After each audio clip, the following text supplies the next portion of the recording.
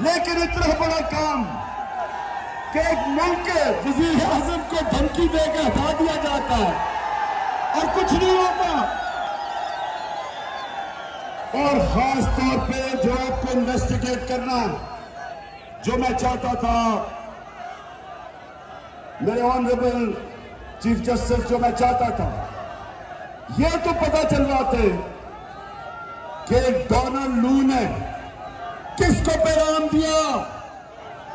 Ambassador तो मेरे नीचे था, फॉरेन ऑफिस मेरे नीचे है, मेरे एम्बेसडर को वो कैसे कह रहे हैं कि प्राइम मिनिस्टर को हटाओ? किसको पैगाम दे रहा था? इन्वेस्टिगेट करे, इंक्वायरी बिठाए, किसको वो पैगाम दिया था? तो फिर क्या करेगा जो घुटनों के बल चले? पहले घुटनों पे है कि जी हम तो बेकारी हैं।